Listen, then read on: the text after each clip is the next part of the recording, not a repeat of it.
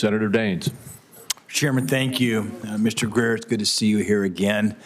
Thank you for your commitment to service. You've seen really the history of your life as one of serving our country. I'm grateful to you and your family in that regard. President Trump has certainly laid out an ambitious trade agenda. He's taken serious action this week to secure American interests. I share his view that the United States should use every tool at our disposal to secure our borders, to stop the flow of dangerous drugs into our communities, and to open new markets around the globe. I applaud the quick work done by President Trump to ensure that Mexico and Canada are doing their part. It's important to note that previous blanket tariff policies for steel and for aluminum had serious effects on a wide range of my constituents in Montana. Agriculture is our #1 economic driver in Montana.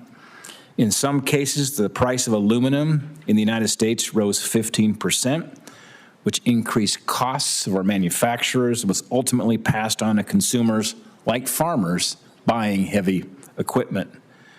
It's equally important that we protect American farmers, American ranchers, small businesses, manufacturers, by moving quickly to open up new markets in the face of retaliation. The threat of retaliatory tariffs on Montana commodities like wheat, barley, beet sugar, pulse crops still looms as negotiations continue with Canada and Mexico. As I chat with my farmers back home, input costs remain very high. Farmers and ranchers are facing razor-thin margins, in many cases now negative margins, and the future cost of important inputs like fertilizer as well as energy remains uncertain.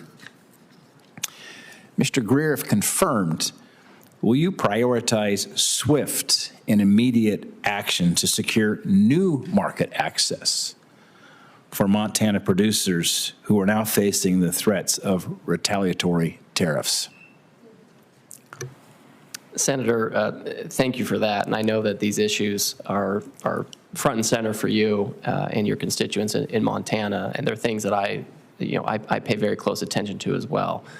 With respect to whether there will be swift action, I think it is safe to say that the president has a bias for action, and I am going to do my best to keep up with him so I can open up the markets, so I can report back to him, if I'm confirmed, I'm able to do this, that we're opening markets, we're giving Montana cattle ranchers and other farmers and growers opportunities in a lot of markets to expand their market access, to give them better growth from year to year. I know these are razor-thin margins. I know every year the farmers and ranchers have to think about how they're going to make their money that year, given the input costs, et cetera. And swift action is certainly what you will get from me if I'm confirmed.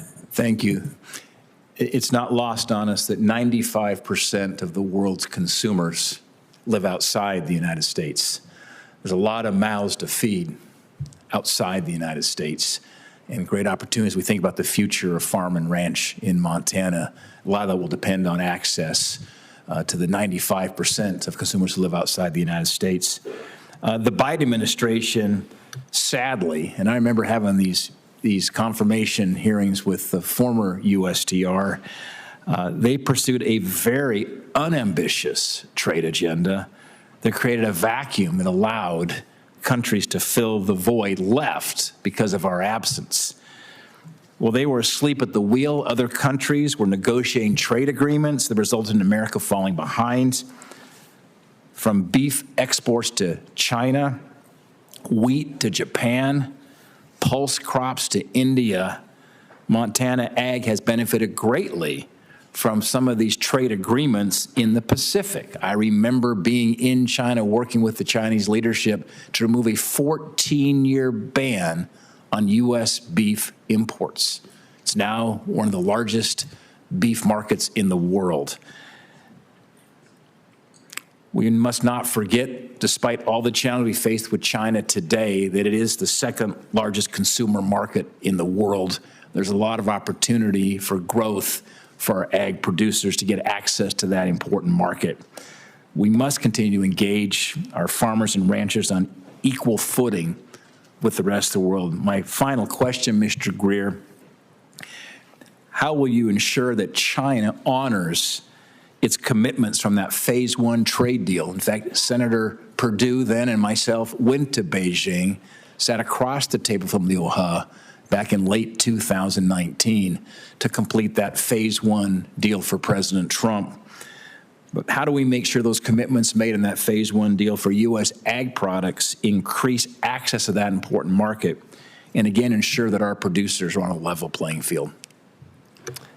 So, Senator, in the President's trade policy memorandum that he issued 2 weeks ago, he directed the United States Trade Representative to review China's compliance or noncompliance with the Phase 1 trade agreement.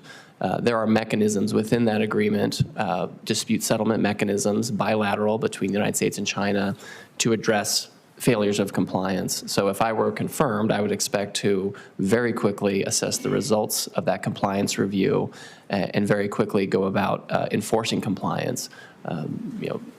I think it is of critical importance that if China wants to trade with the United States and have a healthy economic relationship, if that's possible, that a lot of it is going to be premised on fair market access for our exporters and producers. Well, final statement, Mr. Chairman, I'm over, but just one final statement.